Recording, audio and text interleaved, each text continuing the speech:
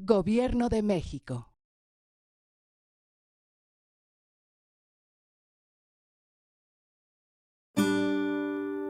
Su sustancia está hecha de evocación, recuerdo, rememoración y de lo que toma del porvenir. Porque es una parte fundamental de nuestra identidad. Somos nuestra memoria. El programa del INA que nos lleva de viva voz con los especialistas. Muy buenos días, esto es Radio INA. La Secretaría de Cultura y el Instituto Nacional de Antropología e Historia los invitan a acompañarnos en una emisión más de la serie Somos Nuestra Memoria.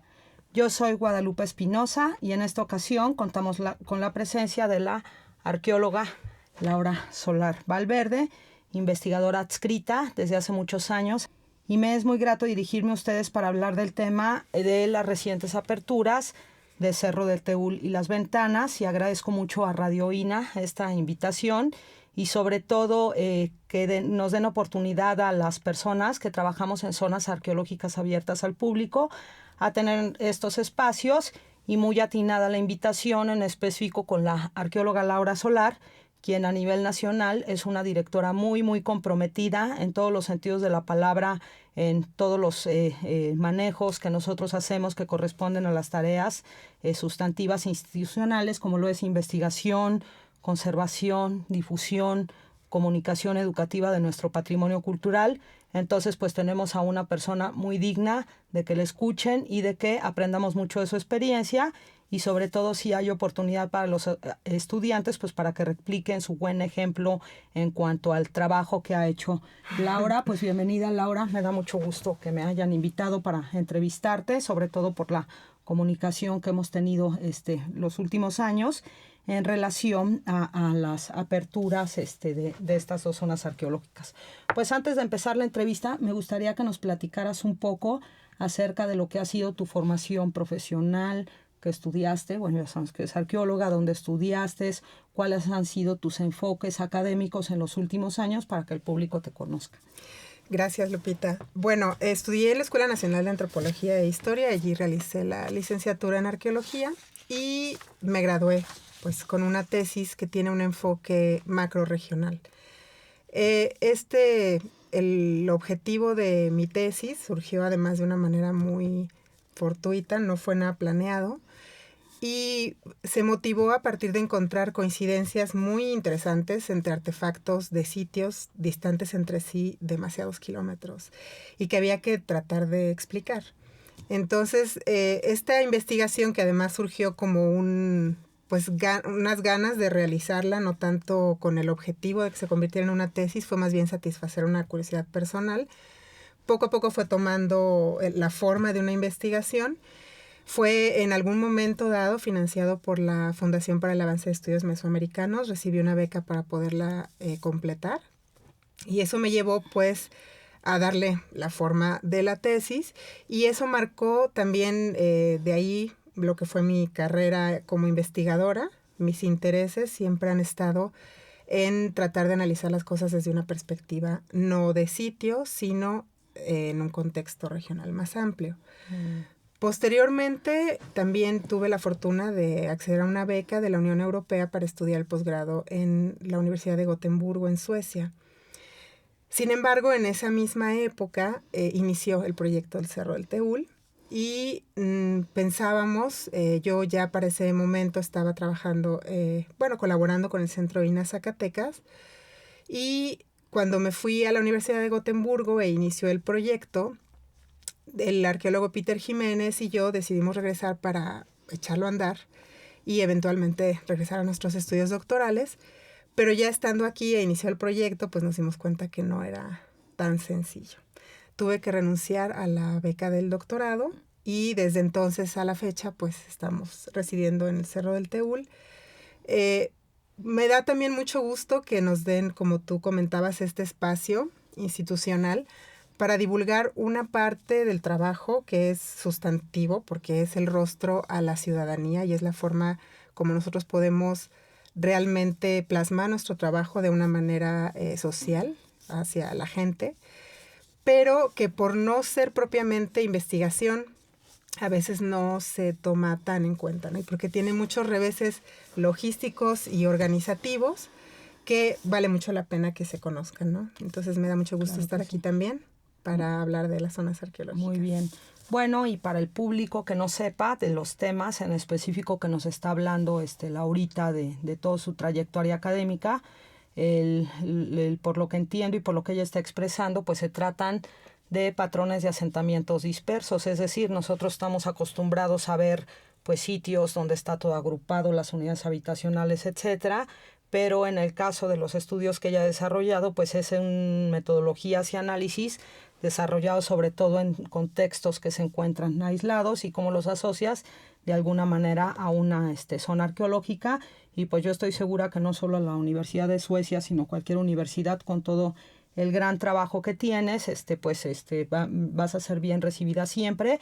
Y también yo quisiera resaltar que no solo es esta escuela académica de la Escuela Nacional de Antropología Histórica que ha recibido, sino que también, sobre todo con este perfil de directores que tenemos en las zonas arqueológicas, como es el caso de Laura, nos ayuda a reforzar la teoría que la gestión para zonas arqueológicas también se puede ver desde el punto de vista académico, porque como bien ella refiere, pues no solamente el Cerro del Teúl es ir a investigar, esa es una de las miles de partes que componen el manejo de una zona arqueológica, en el cual pues al ratito lo vamos a preguntar porque es muy ejemplar los ejemplos que han hecho ellos, sobre todo en cuestión de manejo de tenencia de la tierra, que ese es uno de los problemas, y no es que es el problema más grande que tenemos a nivel nacional, y que Laura lo ha podido resolver junto con su equipo de una manera brillante.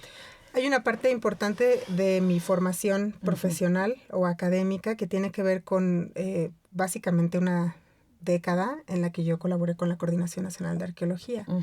Y estar allí me permitió familiarizarme con las zonas arqueológicas abiertas al público. En ese momento, estamos hablando de cuando yo terminé la escuela a finales de los años 90, y eso ha sido muy importante para la forma en la que hemos organizado el trabajo cuando ya me tocó a mí participar activamente en el desarrollo de una zona arqueológica, porque pude de alguna manera percibir cuáles eran los problemas en aquel tiempo de varios de estos sitios y tratar de darle solución cuando estuvo en mi mano. No todos puede uno resolver, pero efectivamente hay algunos que se pueden prever y a los cuales hay que dedicarles todo el empeño del mundo. Como bien mencionas, la parte de la tenencia de la tierra es un tema muy complejo. Como las zonas arqueológicas se localizan en entornos rurales principalmente, pues nos enfrentamos ante un rezago en términos de organización catastral en las comunidades, en los municipios. Y esto, bueno, en principio ya conlleva una problemática para organizar un expediente, simplemente, ¿no? Ya llegar a cuestiones como la adquisición, en muchos casos, cuando una zona arqueológica está presente en el terreno de un particular, esta persona pretende lucrar de alguna manera con ella. Entonces también se vuelve complicado porque cuando uno empieza a trabajar en un sitio, la gente empieza a generar, pues a especular con él. Así es.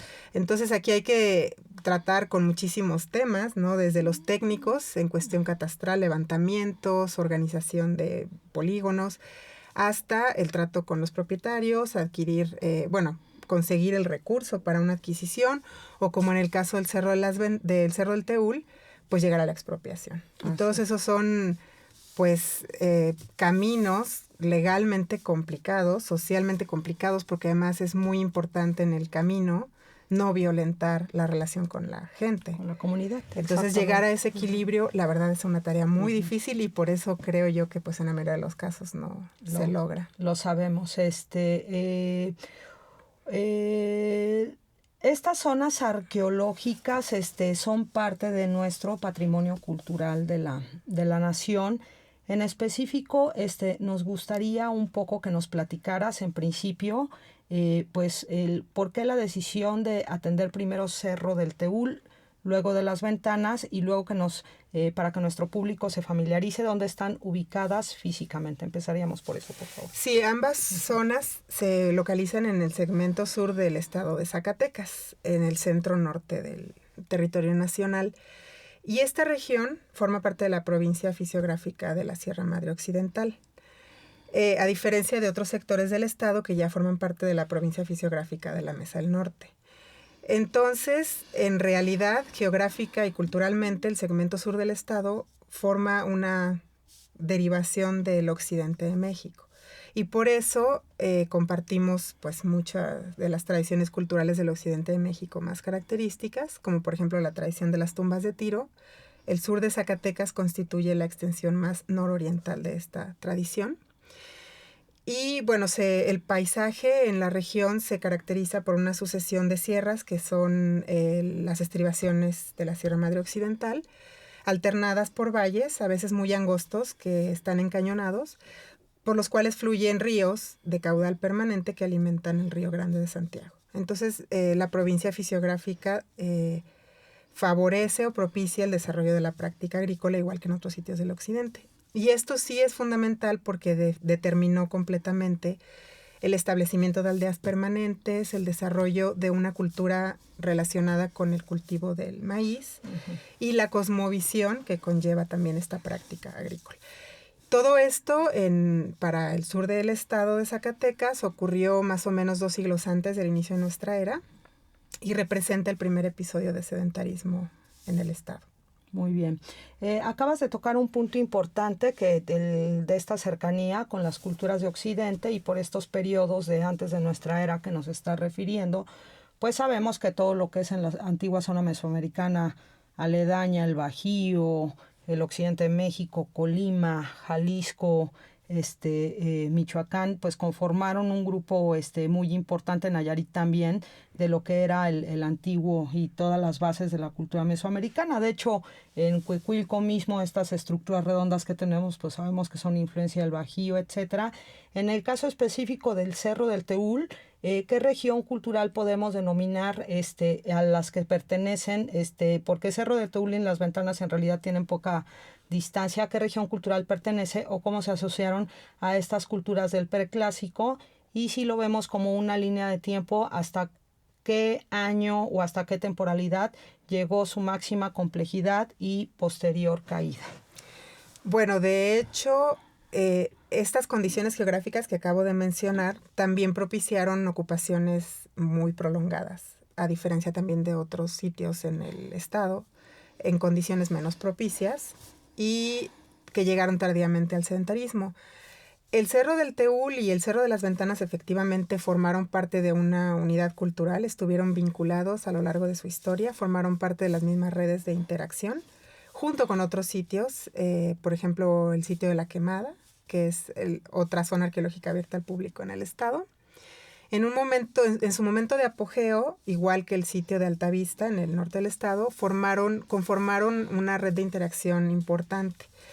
Sin embargo, los sitios del centro y norte del estado estuvieron ocupados menos tiempo y se abandonaron antes, mientras que el Cerro del Teúl y Cerro de las Ventanas tuvieron una ocupación más prolongada. Esto nosotros le llamamos digamos, la microrregión cultural de la que forman parte, la denominamos noroccidente, porque es occidente de México, pero no se vincula más con la parte norte del occidente de México. Entonces le llamamos noroccidente. Vendría siendo el norte del estado de Jalisco, Nayarit y el sur de Zacatecas. Y todos estos lugares comparten una historia común y prácticas culturales que dieron paso a una cultura material semejante. En el Cerro del Teúl y Cerro de las Ventanas, entonces la ocupación inicia, como ya comenté, en los albores de nuestra era, con aldeas permanentes agrícolas y con el ejercicio comparten la tradición funeraria de las tumbas de tiro. Posteriormente, esto dio pie al desarrollo de sitios más complejos, de centros ceremoniales de grandes dimensiones, ya más o menos hacia el siglo VI o VII de nuestra era. En esa época, justamente lugares como La Quemada y Altavista están también desarrollándose y llegando a su apogeo. Entonces, aunque la ocupación sedentaria en estos sitios inicia un poquito después, hacia el siglo III o IV después de nuestra era, En ese momento todos conforman pues una red regional de asentamientos, pero la ventaja que tuvo el Cerro del Teúl y el Cerro de las Ventanas, a diferencia de los otros sitios, es su vinculación con el occidente desde tiempos tempranos.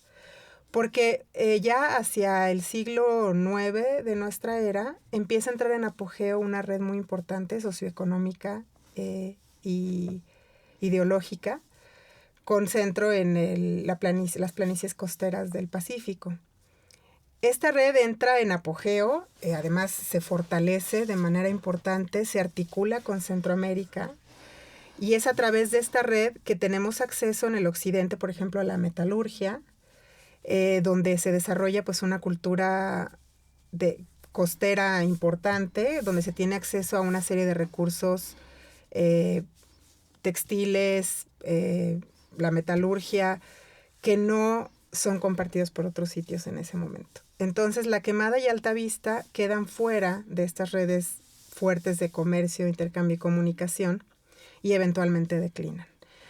En el pasado se tenía la idea de que estos sitios se abandonaron por un cambio climático que ocurrió más o menos en el siglo IX de nuestra era, pero ya los estudios paleoclimáticos han demostrado que en realidad el proceso de desertificación de la mesa del estado de Zacatecas ocurrió a raíz del desarrollo de la minería y no antes. Entonces, en tiempos antiguos estamos hablando de bosques de pino y encino y valles fértiles para todo el estado, pero geográficamente quedaban alejados de las redes en un momento dado. Y un ejemplo que me gusta poner cada vez que se habla de este tema, cuando la creación de las redes ferroviarias en México alcanzó su apogeo, se desarrollaron una serie de ciudades y pueblos asociados a las estaciones de tren y a toda esta red de vías.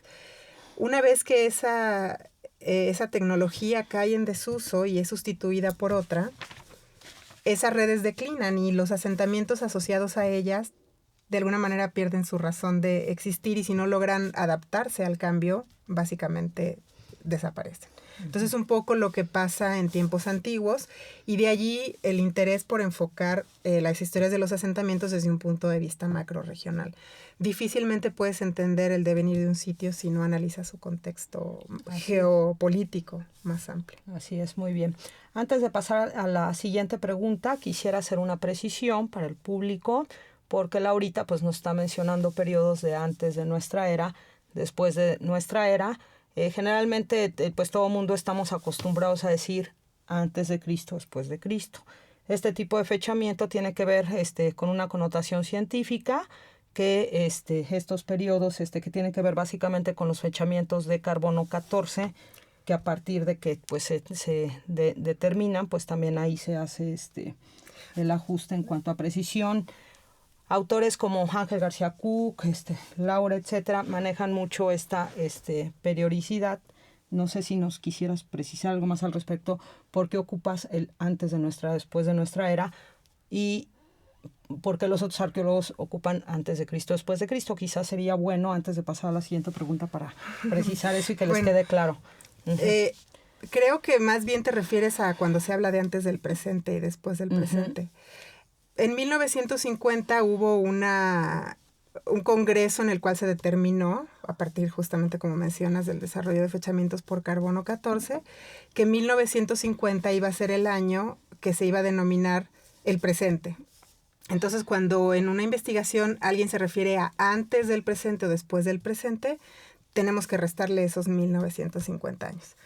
Pero cuando yo me refiero a antes de nuestra era, en realidad es lo mismo que decir antes o después de Cristo. Lo que pasa es que ya es una de estas convenciones a nivel internacional que tienen que ver con que algunos países que no creen en el cristianismo decían, bueno, ¿por qué Cristo antes o después, no? En realidad es una convención ahora internacional donde, por respeto a las creencias de distintas sociedades, se habla de nuestra era, marcando ese año, el año cero, como el inicio de nuestra era o antes de nuestra era. Bueno, para quien no lo sepan, hacemos esta precisión para que no piensen que estamos así. ¿Qué significado tiene Cerro del Teúl? ¿Cuál es su etimología o por qué se llama así? Y asimismo las ventanas, ¿por qué se llaman así? Cerro del Teúl se menciona que es Teoteúl, una derivación de Teotl, y que se relaciona obviamente con el uso de este lugar como un centro ceremonial, un espacio sagrado. En el caso del Cerro de las Ventanas, porque el vestigio emblemático del sitio que es una fachada de mampostería colocada en un abrigo rocoso. Tiene algunos orificios que semejan ventanas y se aprecia desde la distancia, entonces por eso le llaman el Cerro de las Ventanas. Y es una pregunta importante porque a veces la gente cree que los sitios tienen estos nombres desde tiempos prehispánicos, ¿no? Cuando en realidad la mayoría de las zonas arqueológicas uno las bautiza de acuerdo a cómo se les llama localmente o en función de algún hallazgo que tiene el investigador. Ni siquiera Teotihuacán es un lugar que se llamaba así en tiempos de su uso, ¿no? De su desarrollo. No hay forma de saber que los habitantes de Teotihuacán se llamaban a sí mismos teotihuacanos ni nada por el estilo, ¿no? Entonces estos nombres desde luego son... Nosotros en el caso de los dos sitios adoptamos el nombre con el que ya se conocían cuando llegamos a ese lugar. Y volviendo a la pregunta sobre la prolongación de su ocupación, olvidé mencionar que más allá del periodo de abandono de la Quemada y Alta Vista, en el siglo X de nuestra era, Cerro del Teúl y Cerro de las Ventanas continúan habitados. Y de hecho, el Cerro de las Ventanas se abandona aproximadamente en el siglo XIV de nuestra era, pero el Cerro del Teúl fue un lugar que permaneció habitado hasta la llegada de los hispanos. De hecho, ellos lo encontraron en Funciones, el centro ceremonial. Y esto va a determinar mucho ya de la historia moderna y de aproximación a estos dos sitios. Claro que sí. Bueno, y en Cerro de las Ventanas y Cerro del Teúl, ¿qué deidades eran las que eran importantes? Mencionaste periodos agrícolas, una actividad agrícola muy importante que sabemos que eso siempre va asociado pues a ciertos ritos, a ciertos tótems, etcétera. ¿Nos podrías platicar un poquito de eso? Mira, la interacción que hemos tenido con el grupo de investigadores que estudian la región del Gran Nayar, la verdad es que nos ha obsequiado con una forma de ver las cosas que no tendríamos si no fuera por su retroalimentación. Está documentada desde el siglo XIX, estudios etnográficos han documentado la cosmovisión de estos grupos, que desde luego es una cosmovisión pues de raigambre aborigen y que tiene que ver en sí con toda la cosmovisión que vemos en el México antiguo. Uh-huh. Pero gracias a la documentación en grupos vivos, pues se ha podido llegar a más detalles sobre cómo, sobre todo las bases y el desarrollo de su ritualidad. En el Cerro del Teúl y en el Cerro de las Ventanas, los estudios etnográficos sí nos han permitido identificar, por ejemplo, que la traza de ambos centros ceremoniales responde al ciclo agrícola. Uh-huh. El ciclo agrícola como rector de la cosmovisión de estos pueblos y por lo tanto no cada edificio por separado, sino los conjuntos arquitectónicos como grupo y después vinculados con otros, como la totalidad del centro ceremonial, fueron escenario de actividades y prácticas rituales obviamente orientadas a que los dioses mantuvieran el equilibrio del mundo. Hemos encontrado semejanzas formales en la traza de estos sitios, pero también en la cultura material, que por impresionante que parezca, conserva muchísimas similitudes hasta nuestros días. Y gracias al estudio etnográfico hemos podido ver la parte de los objetos que tiene que ver con la ritualidad, un poquito menos acartonado que cuando los encontramos y describimos su aspecto funcional. Claro. Entonces, por ello sabemos, repito, que el ciclo agrícola fue el rector del ciclo ritual anual. Y en el caso del Cerro del Teúl ya está muy bien trabajada esa parte. La plaza principal tiene elementos que recrean el mito de creación que tuvieron estos grupos por estudios etnográficos y también por las fuentes históricas de la región del Gran Nayar.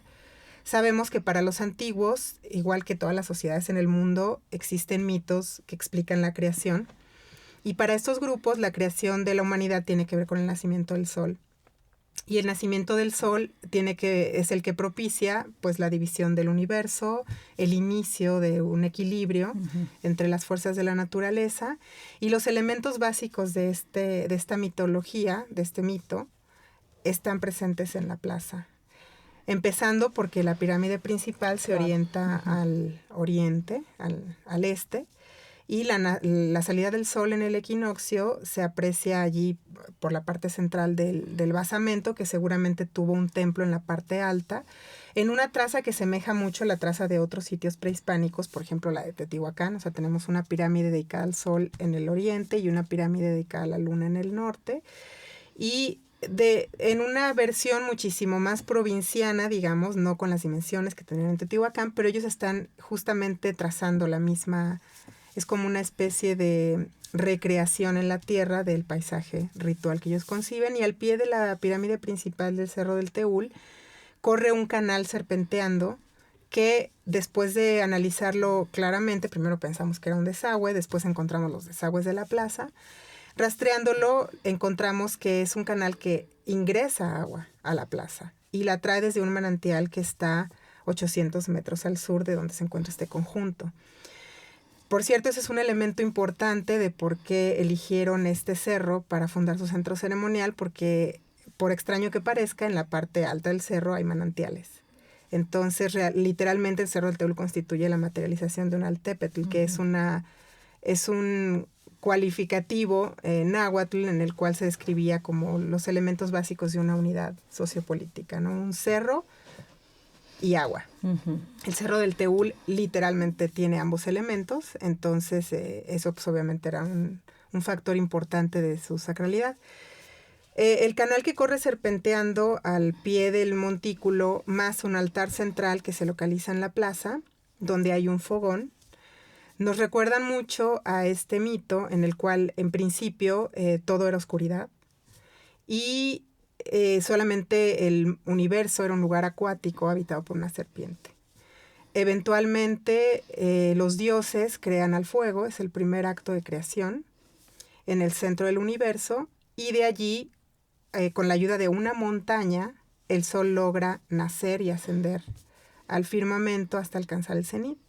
Y esto es lo que finalmente logra que el mundo se divida, que exista un arriba, un abajo, el mundo húmedo o inframundo, el otro mundo dominado por el sol, y esto hace factible que la humanidad exista. Uh-huh. Entonces este mito, que acabo de resumir demasiado, nosotros pensamos que lo están recreando a través de festividades rituales en este espacio arquitectónico, porque tenemos todos los elementos, la serpiente acuática, que está representada por este canal serpenteante que va al pie del montículo, el montículo o basamento, que es una recreación de la primera montaña que ayudó al sol a salir del inframundo en el primer amanecer del mundo, el fuego al centro, que es el primer acto de creación, y enfrente de este montículo una gradería que nos muestra que es evidentemente un espacio público. Claro. Entonces, y el altar también circular, que gracias a los grupos del Nayar sabemos que era un elemento importante de las danzas para poder realizar estas celebraciones. Y, por ejemplo, no solo las comunidades que están ahorita aledañas a ambos sitios, sino también estas que estás mencionando del Gran Nayar, todo eso, ¿tienen algún tipo de interacción actual o hay algún tipo de ejercicio de ritualidad con ambos dos sitios todavía? ¿O hay una dinámica que haya persistido desde el momento de abandono y que tenga una continuidad hasta la fecha? Existen festividades en ambas zonas que son desde luego reminiscentes de festividades antiguas, pero más del momento del contacto, como el momento en el que hubo este sincretismo de creencias antiguas y la religión católica.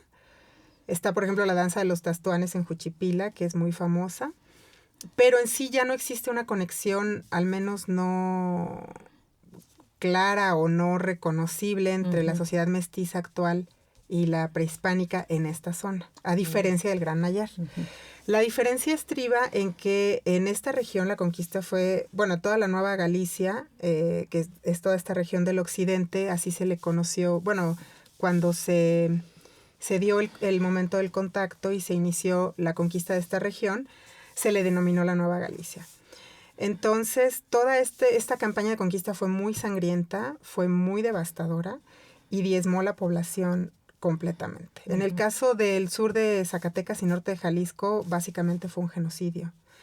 Entonces, no se conservó esta continuidad cultural. Claro. De hecho, el ejército español arribó a esta región con miles de indígenas aliados, que eran huejotzincas, tlaxcaltecas, gente que venía del Valle de México ayudándolos a ellos, los indios amigos les llamaban ellos. Y ellos fundaron colonias en la región. Entonces digamos que de alguna manera, pues colonias de tlaxcaltecas, por ejemplo, existen en ciudades cercanas al Teúl, pero la población local, alguna huyó a las montañas y la que no, pues desapareció. En el Gran Nayar, por la topografía, que es la Sierra Madre Occidental, es sumamente accidentada, el proceso de conquista fue muy diferente, porque lógicamente representaba muchas complicaciones para un ejército, desplazarse por el territorio, no lo conocían, además el crecimiento de la vegetación es exuberante, los ríos muy caudalosos, además en ese año, 1530, llovió de una manera impresionante, se desbordaron los ríos, no hubo un proceso tan devastador de conquista en esta región y además el proceso de conquista espiritual en sí tampoco fue muy contundente. Claro. Eso significa que a la fecha se conservan muchísimas tradiciones y formas de entender el mundo que son de raíz antigua. Claro.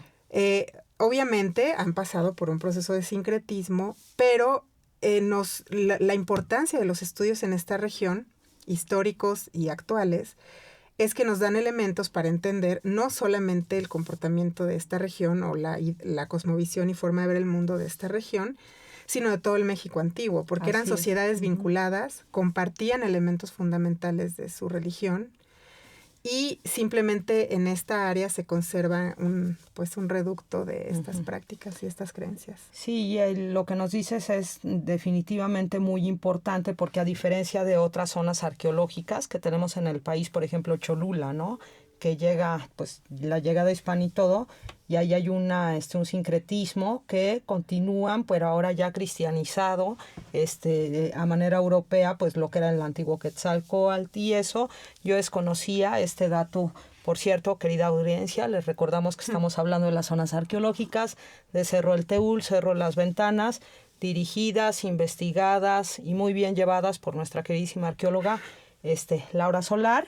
Y retomando un poco, es muy interesante esta connotación porque nos da apertura a los procesos de la llegada de la llegada hispana, que bueno, este es un dato extra, pero sobre todo para lo que es Zacatecas, el norte, etcétera.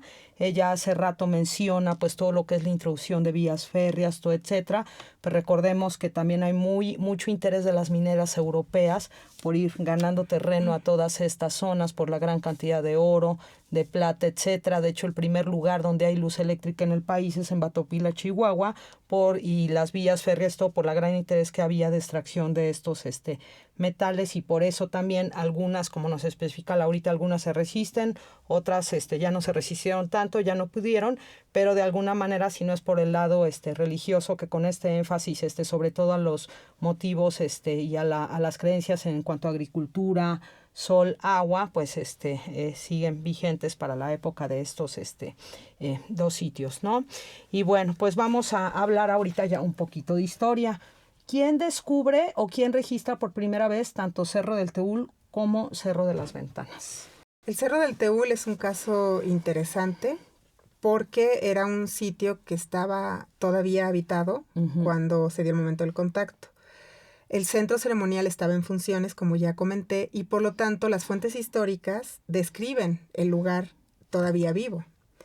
El Cerro de las Ventanas ya era un lugar abandonado, entonces estaba ya en proceso de convertirse en ruinas y no le dan en las fuentes históricas un lugar a la descripción del sitio, pero al Cerro del Teúl sí, porque además pues obviamente al ser un lugar de culto, pues era de los lugares que más empeño pusieron los hispanos en destruir. Esto es muy importante porque va a determinar una vinculación que siempre ha existido de la población con este cerro.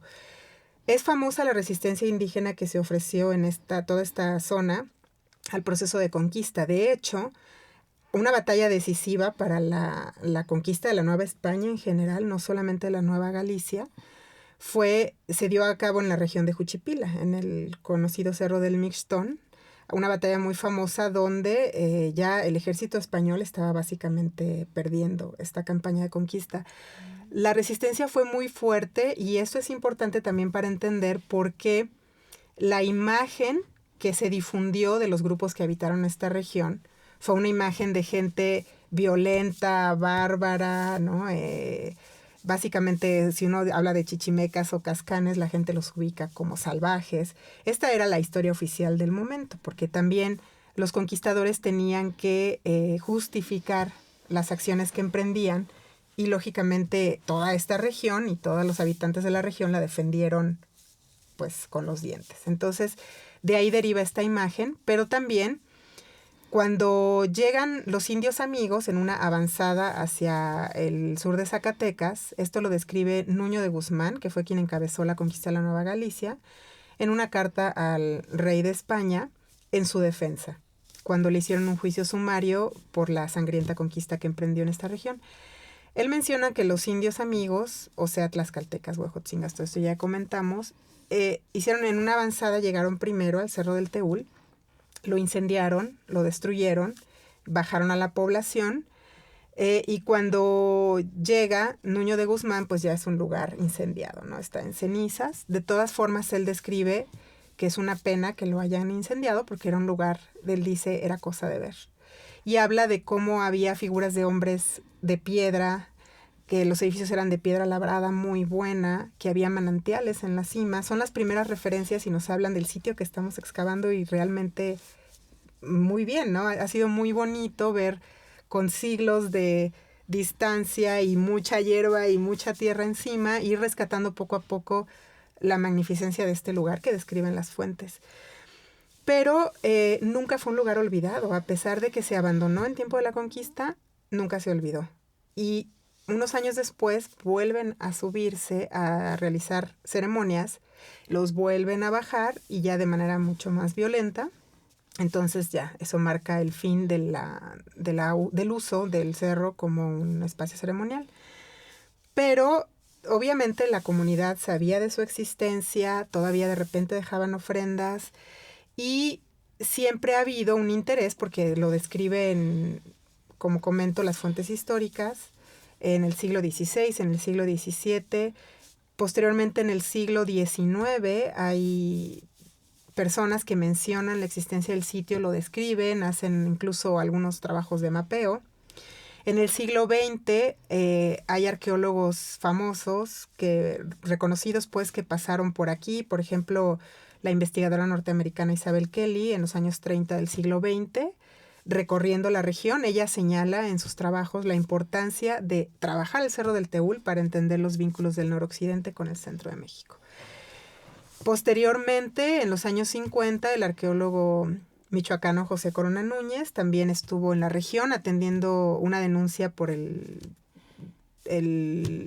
daño a una tumba de Tiro. Es la primera vez que tenemos un registro de estos vestigios, pero realmente no hay un trabajo sistemático o masivo de investigación hasta que se emprende el proyecto en 2008, el proyecto que dirigimos actualmente. Y como comentaba antes, pues este proyecto ha sido pues pedido, solicitado de muchas maneras por la comunidad a lo largo del tiempo. O sea, la gente del Teúl siempre ha querido que se recupere lo que hay en su cerro. En el Cerro de las Ventanas, pues sí hay una conciencia de que allí había algunas ruinas, pero no existe una continuidad. Entonces la gente no tiene el mismo apego. Desde luego es un cerro que se visita el Día de la Cruz y sube la gente, ¿no?, a hacer peregrinación, pero no existe un vínculo con los vestigios antiguos. Ok, muy bien. Bueno, para quien no lo sepa, quien no conozca estos sitios, que obviamente pues nosotras los invitaríamos a que los conozcan, la posición de estos sitios, pues como ya escucharon que son cerros, son muy elevadas. De hecho, es muy escarpada la subida y todo. Y también, pues, en la época prehispánica, tener en cierta posición estos sitios, pues obviamente nos da una visual muy impresionante. Pues ahora sí que a los 360 grados, a los 4 puntos cardinales. Y también, para quienes del auditorio no lo sepan, las tumbas de Tiro pues son tumbas subterráneas. Le voy a decir a Laurita que mejor la describa, que son como huecos donde se depositan ofrendas muy importantes, que es una característica muy recurrente en todo lo que es el preclásico del occidente de México, y ella tiene un ejemplo muy bueno. Entonces, no sé si tú, que eres la adecuada, que nos expliques o le expliques al público, por favor, porque nosotros somos arqueólogas y ya sabemos, pero que le expliques al público que es una tumba de Tiro. Sí, me gustaría mencionar que hay una idea generalizada de que en Zacatecas básicamente no hay vestigios antiguos, prehispánicos. En realidad esto tiene que ver con una ausencia de investigaciones en toda la región. En la medida en la que se van llenando huecos de vacíos de información, vamos completando un panorama pues más certero, ¿no? Es el mismo caso de la tradición de las tumbas de Tiro. Es una tradición que se ha considerado emblemática del occidente de México, Nayarit, Jalisco, Colima, Michoacán, que es precisamente, corresponde a los siglos antes de nuestra era, y que se caracteriza por ser la excavación de un pozo o tiro, y posteriormente, cuando se llega a un lugar del tepetate, del cerro que tiene la suficiente firmeza, entonces se amplía en una cripta. Allí se deposita a los muertos con ofrendas, que además son ofrendas que reflejan el ritual funerario, son ofrendas muy hermosas. Y una vez que se coloca a los muertos y sus ofrendas, se sella, se coloca una lápida en la entrada y se rellena el tiro y se sella. Entonces en la superficie no se aprecia. Y por eso ha sido tan difícil también encontrarlas. Pero ya hoy día sí ha habido algunos ejemplos de tumbas de Tiro excavadas sistemáticamente.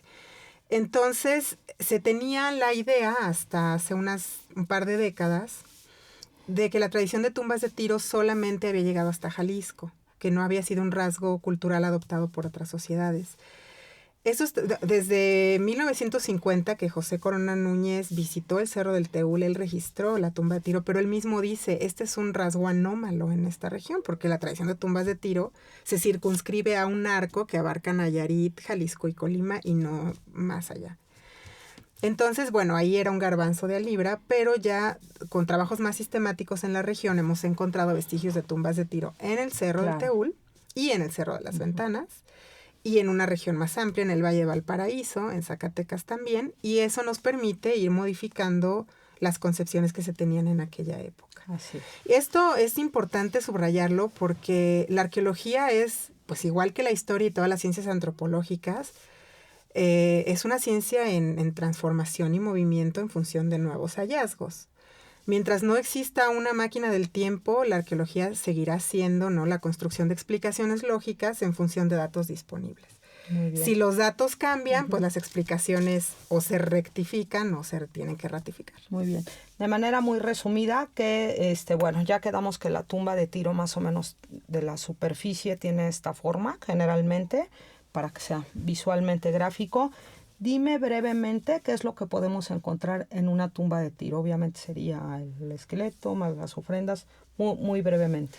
Es muy bonito porque estamos hablando de sociedades que tienen un contacto muy estrecho con la naturaleza. Uh-huh. Y hay muchos estudios que han señalado que las tumbas de Tiro en realidad son representaciones del útero materno y simbolizan el regreso del hombre al vientre de la tierra. Uh-huh. Sabemos que para las sociedades antiguas no existe la muerte como un fenómeno biológico de finitud, sino que existe una idea de, uno muere, el cuerpo humano se desintegra, pero en realidad uno regresa al vientre de la tierra, que es de donde provino originalmente, y formalmente se parecen, y también es interesante que la disposición de los muertos, por lo general, está orientada hacia la boca del tiro, como si fuera básicamente un feto a punto de que le dé a luz. Y las ofrendas reiteran este simbolismo, porque ahí, por ejemplo, en el Cerro del Teúl tenemos muchas figurillas, son esculturas más o menos de este tamaño, de 30 centímetros de altura, que representan mujeres cargando sus bebés, mujeres embarazadas, y obviamente todo eso nos remite al mismo concepto. Pero también en las tumbas de Tiro es común encontrar representaciones de perros, ya sea que están perros, esqueletos pues de perros reales o esculturas de ellos, que eso es muy, por ejemplo, en Colima son muy famosas las esculturas de perros. Y los perros son, también se sabe, en la mitología antigua, eran ayudantes del difunto para poder trascender por los ríos del inframundo con éxito. Entonces, básicamente, como hoy hacemos cada 2 de noviembre cuando vestimos los panteones con aquellas herramientas que requiere el difunto para su bienestar, claro, hoy ponemos cigarros y su botellita de tequila, en aquel tiempo pues también eran ofrendas y a la vez herramientas para ayudar al difunto a poder transitar por estos niveles del inframundo con éxito, y de ahí que también encontramos figurillas que representan guerreros. Claro. Algunas veces a los enterramientos se les acompaña con atlatl, hemos encontrado varios anillos de atlatl, porque básicamente ellos tienen que estar... Atlatl es lanzadardos. Exactamente. Perdón, lanzadardos. Sí. Es un arma prehispánica muy común. Uh-huh. En las sociedades prehispánicas, pues desde antes de nuestra era, hasta fue documentada en el momento del contacto. Uh-huh. Y estas son herramientas que se le dan al difunto para poder confrontar las batallas que tiene que confrontar en el inframundo. De manera muy breve, pues en eso consiste. Ahora, la ventaja con las tumbas de tiro cuando se encuentran selladas es que se conservan la materia orgánica por haber encapsulado y sellado del exterior, y los cambios de temperatura, que son los que afectan a los materiales orgánicos, no inciden de manera negativa a las ofrendas, y pues se han encontrado pedazos de papel, trozos de madera, fragmentos de textiles, mucha materia orgánica que si nos ponemos a pensar en estas ofrendas, nosotros encontramos esqueletos y encontramos vasijas. Pero en realidad las vasijas eran contenedoras de algo, ¿no? Claro. Y cuando nos ponemos a pensar, si observamos las figurillas, sus vestimentas, sus decoraciones, realmente podemos acercarnos al ritual funerario, y más con el apoyo de la analogía etnográfica como un proceso vivo, ¿no? Así es muy bonito. Esta parte que nos está mencionando la arqueóloga Solar es muy importante. Ella también mencionó una palabra muy importante que es saqueo, que eso es un delito federal. A nuestro público tiene que saber que el artículo 28 bis y 28 tercero de la Ley Federal de Zonas de Monumentos Arqueológicos pues establece que el Instituto Nacional de Antropología e Historia es competente en la investigación, protección, conservación, difusión de los bienes paleontológicos, arqueológicos considerados antes de la llegada hispánica, y los históricos. Entonces, estas prácticas de saqueo, que el saqueo es extracción, o que de repente un visitante que vaya a los sitios,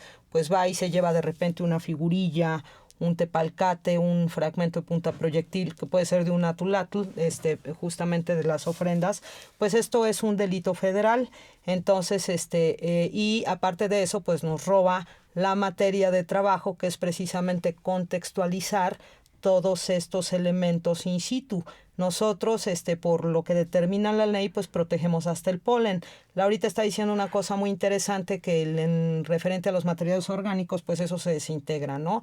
Afortunadamente en estas tumbas de tiro, pues no se desintegran, pero aunque se desintegraran, también tenemos posibilidades de fechamientos que son por fitolitos, por polen, etcétera, donde podemos identificar pues la flora y la vegetación que existía en esa época. Entonces, por favor, cuando vayan a una zona arqueológica y observen algo, solo obsérvenlo. Tenemos representaciones de los centros INAH en cada estado, y se pueden hacer denuncias de nivel verbal o por escrito para atender, pero que sí entienda nuestro público que eso es un delito, en tanto los bienes del patrimonio cultural, por Constitución Política Mexicana, son patrimonio de la nación.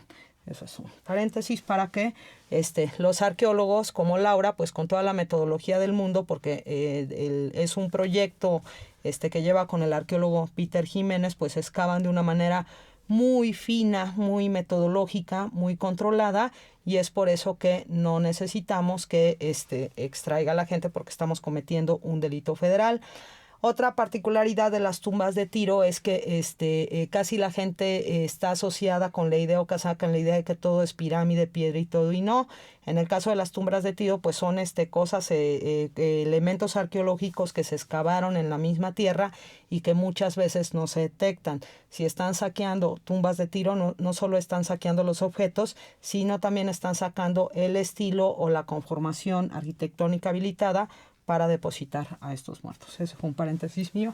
Muchas gracias. Entonces, no saquen en los sitios arqueológicos, por favor. Háblanos un poquito también de los cascanes y de la importancia que tuvieron en estos dos sitios, por favor. Cuando en el momento del contacto, las poblaciones indígenas locales se conocían como cascanes. Uh-huh. Sin embargo, como ya comenté, el proceso de conquista en la región fue tan devastador que lamentablemente no se conservaron evidencias, ni hubo tiempo de registrar, mucho menos estudiar su lengua ni su cultura material.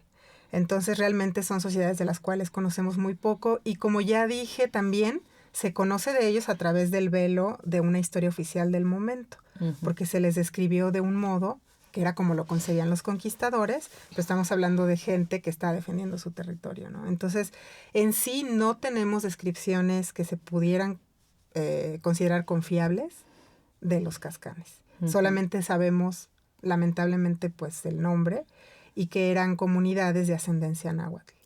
Entonces, bueno, eso también me gusta poner también el ejemplo, porque una pregunta recurrente de la gente que visita las zonas arqueológicas es ¿cómo se llamaban las personas que vivían aquí?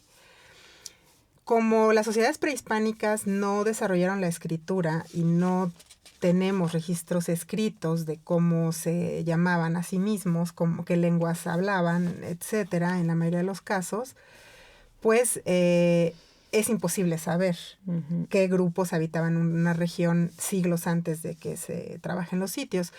En este caso, si ahora nos preguntan a nosotros, podemos decir que somos mexicanos.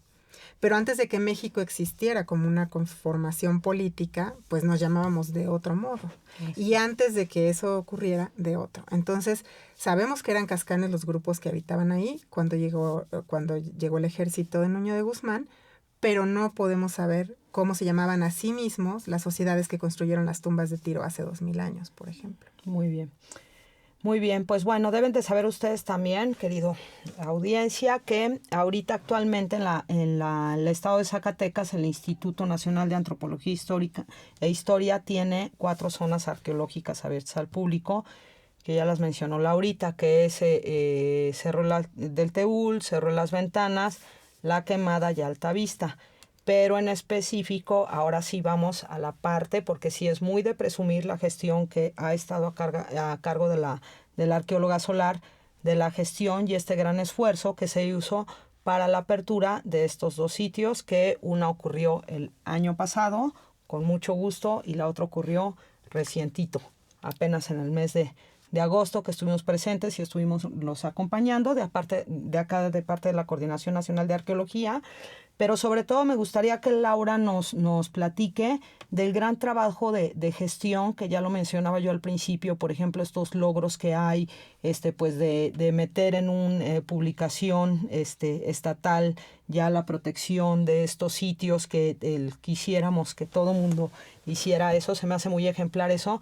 Más aparte, otro tipo de planeación en cuanto a la habilitación para el disfrute, goce público, y desde luego pues qué gran papel ha tenido las comunidades en el apoyo para la apertura de estas 2 zonas arqueológicas y cuál es su nivel de actuación actual, y sobre todo viéndolo a futuro, a 10 a 20 años, porque nosotros ahora lo que perseguimos es que el beneficio no sean para las grandes empresas hoteleras que de repente se llegan a sentar en estos sitios pues muy famosos como en Chichén Itzá, etcétera, sino que estamos buscando estrategias que beneficien directamente a las comunidades. Entonces sí le vamos a dejar ahorita el micrófono para que nos platique Laurita de la maravillosa gestión que se ha logrado pues a nivel de los 3 niveles de gobierno, la interna del instituto, y en general con los municipios, que nos platiques de estos, con las comunidades, de estas ofertas de turismo cultural que tenemos alrededor, como estos lagos preciosos que tienen ahí al lado, todo, etcétera. Entonces yo creo que para eso, pues tú eres la indicada.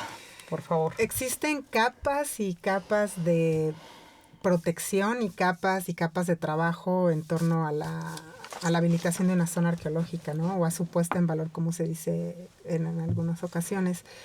En el Cerro del Teúl llevamos más tiempo trabajando y el trabajo fue bastante más estrecho con la comunidad, entonces me gustaría empezar por señalar esta experiencia.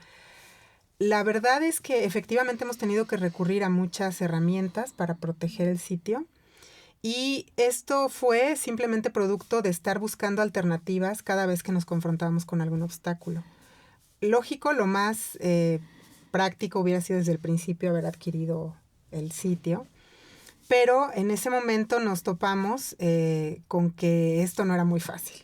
Por los motivos que ya comenté, porque catastralmente no existía todavía un expediente ni había que conformar todo eso, pero también porque no existe una política institucional de regularización de tenencia de la tierra.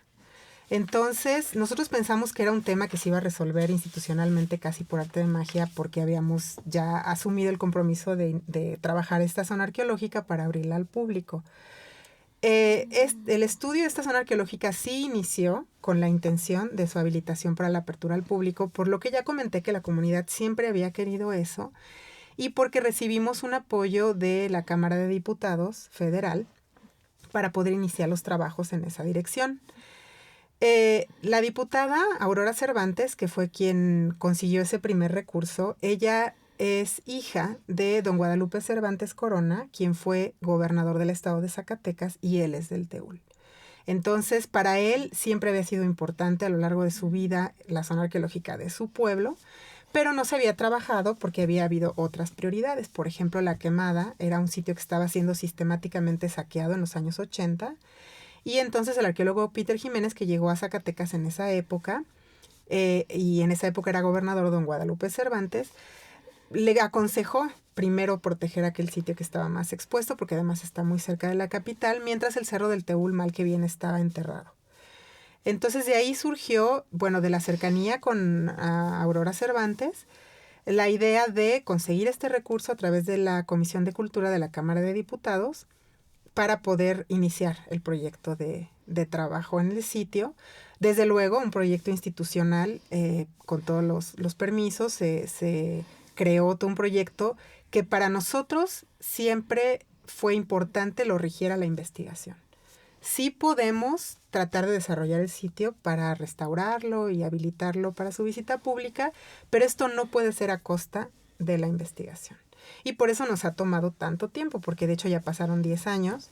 Y sí le hemos dedicado desde entonces, esto inició en el 2007, le hemos dedicado mucho a investigar el sitio y lo conocemos ya ahora, pues digamos que bastante bien en algunos de sus aspectos. Nunca termina uno de investigar un sitio, pero a la par de ese proceso se fue, como vimos que el tema de la retenencia de la tierra no se iba a resolver tan fácilmente, ni había por la vía institucional una receta para lograrlo, entonces recurrimos a la capacidad jurídica que tiene el municipio para regular el uso de suelo en su territorio y para desarrollar decretos de protección o planes de ordenamiento territorial en su jurisdicción. Entonces elaboramos documentos, efectivamente, y ya son varios, que en un principio lo que nos pareció más importante era evitar que hubiera un desarrollo urbano al pie del cerro porque ya se estaba desencadenando. Entonces queríamos detenerlo de tajo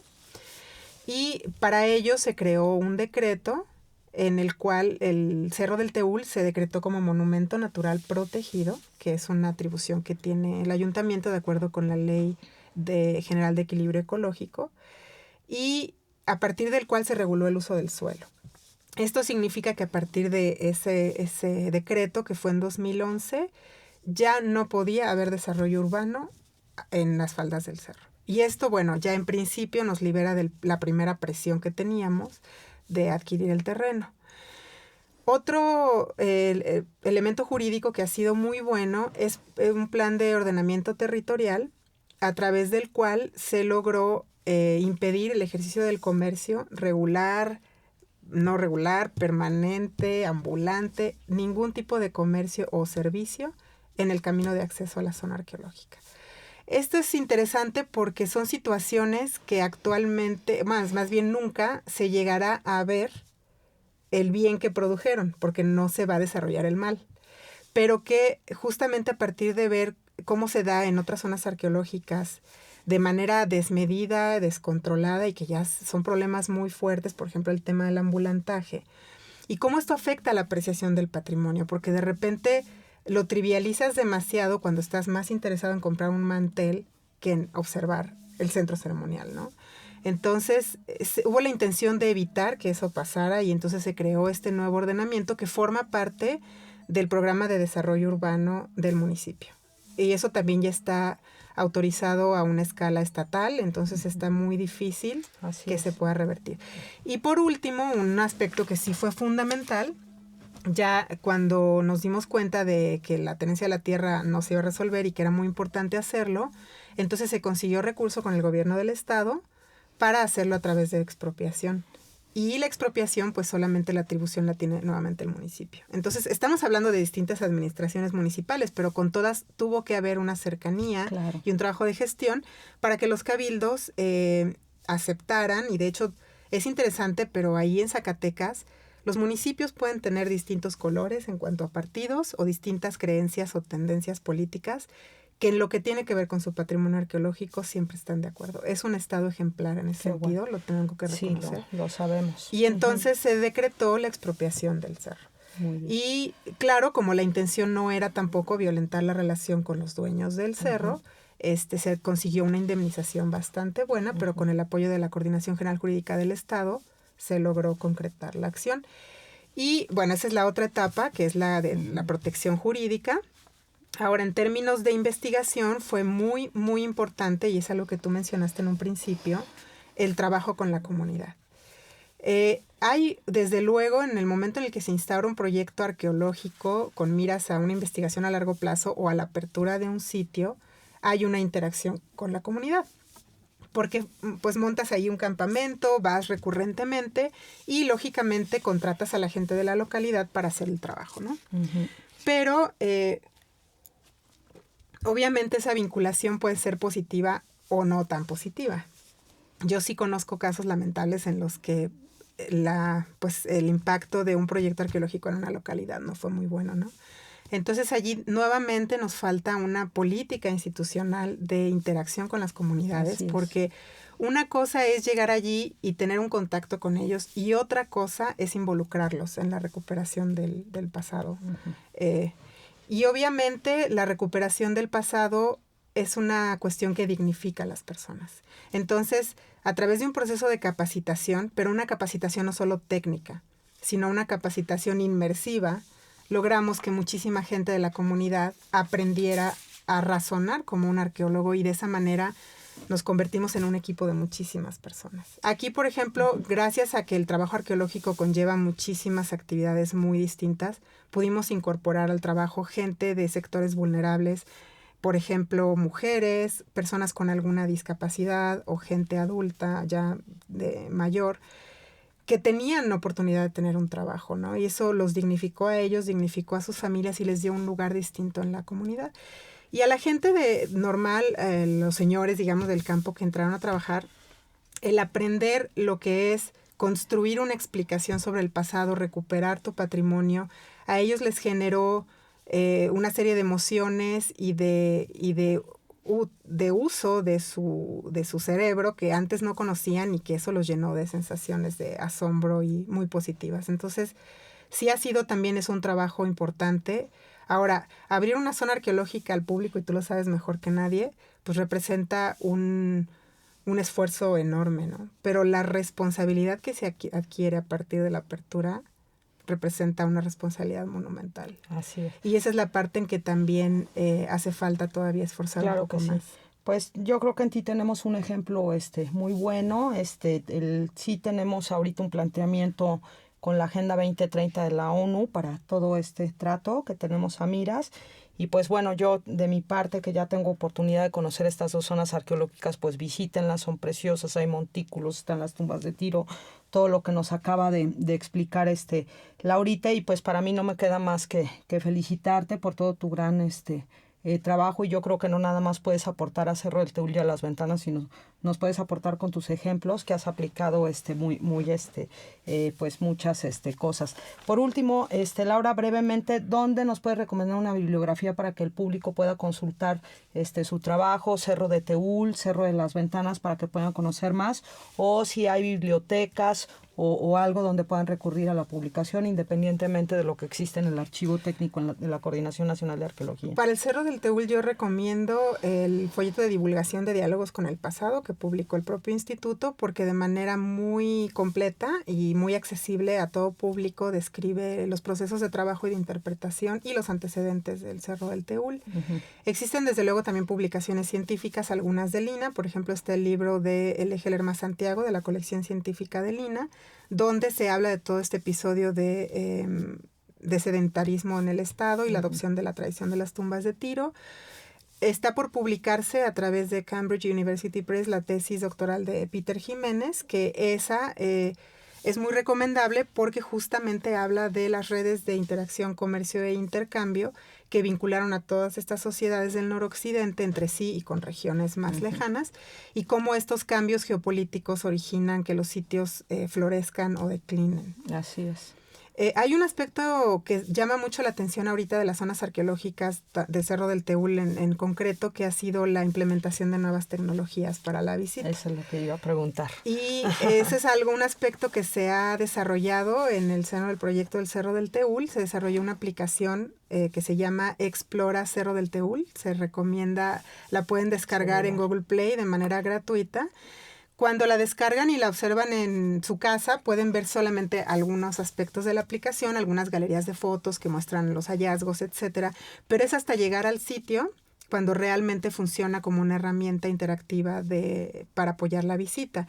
Esto se hizo de esta manera porque la intención de incorporar esta nueva tecnología no era sustituir la experiencia del sitio, sino más bien sumarle a la experiencia del sitio más elementos, y a través de la aplicación uno puede acceder a través de realidad aumentada a videos, animaciones, galerías de fotos, etcétera, y son muchas más para ampliar la información a aquellos visitantes que así lo requieran. Y también tenemos, se implementó en el Cerro del Teúl el uso de lentes de realidad aumentada, de realidad virtual, para que las personas con algún impedimento físico para subir al cerro y conocer el sitio puedan hacerlo desde el centro de atención al visitante. Esta tecnología solamente se les ofrece a ellos y digamos que se puede considerar una alternativa inmersiva de accesibilidad universal, ¿no? Así es. No, ya está excelente porque efectivamente, pues para los que no cuenten o no contemos con la condición física suficiente, si es muy importante pues que vayan pues con unos buenos tenis, con suficiente agua, porque por lo escarpado que es la subida de ambas dos zonas se puede sofocar. Pero una cosa sí pueden estar seguros, dejaron o diseñaron tanto Laura como Peter Jiménez unos senderos padrísimos, unas estaciones de descanso, de aprovechamiento a la visual, etcétera. Y esta parte que qué bueno que la tocaste porque era lo último que quería yo tocar, que es esto ya del uso de las nuevas tecnologías, de la realidad aumentada y todo, pues es que es padrísimo porque es una nueva forma también de atraer a los niños, a los jóvenes que ahora ya son todo tecnología, para acercarse al patrimonio. Sí, la intención era lograr que las zonas arqueológicas fueran muy amables para el visitante, por eso tantas áreas de descanso y tantos senderos bien habilitados, sin restarle al entorno su belleza, ¿no? Y por otro lado, efectivamente, en los espacios culturales hoy día tenemos el reto de cómo mantenemos el interés de las nuevas generaciones que ya son digitales.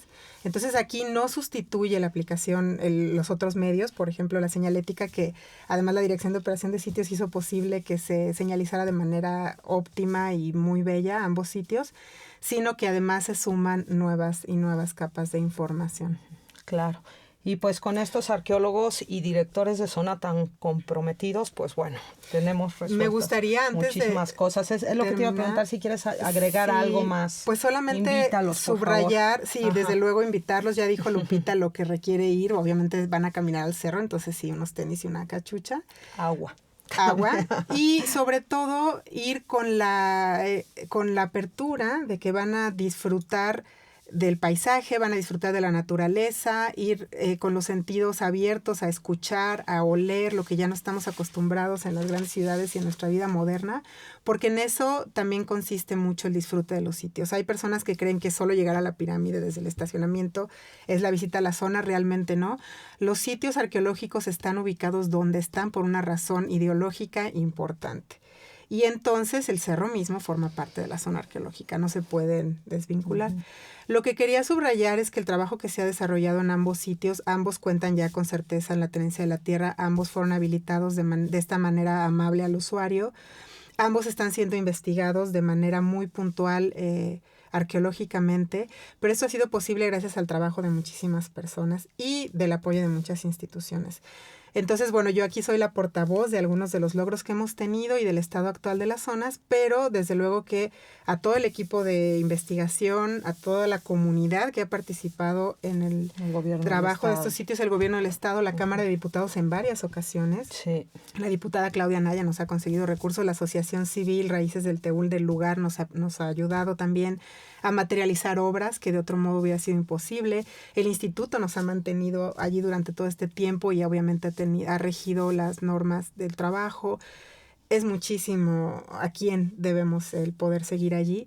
Y también, como ya se comentó, una vez que las zonas arqueológicas se abren al público, pues representan una responsabilidad institucional que sí se tiene que asumir, ¿no? Y en esa parte sí estamos batallando ahorita un poquito más. Ojalá nosotros también, el panorama. Pero somos muy positivos. Eso es lo importante y sobre todo que bueno, son zonas nuevas y son muy preciosas. Yo los invito a conocerlos.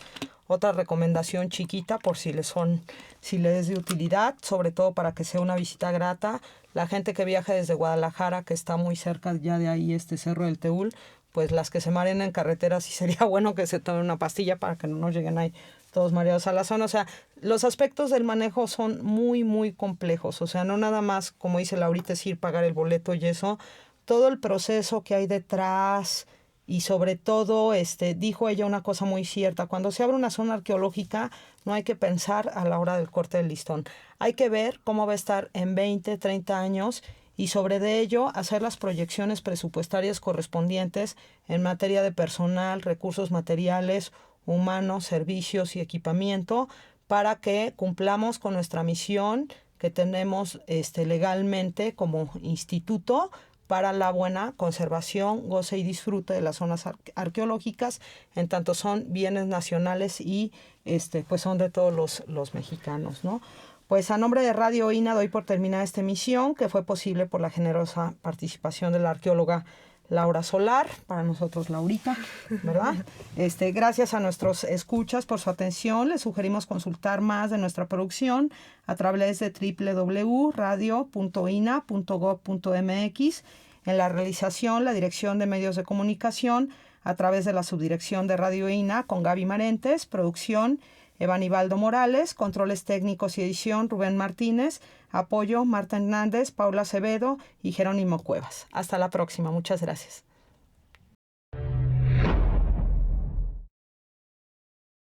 Las opiniones y comentarios aquí expresados son de entera responsabilidad de quienes proporcionan la información y no representan necesariamente las opiniones de Radio INA ni comprometen el pensamiento editorial del Instituto Nacional de Antropología e Historia.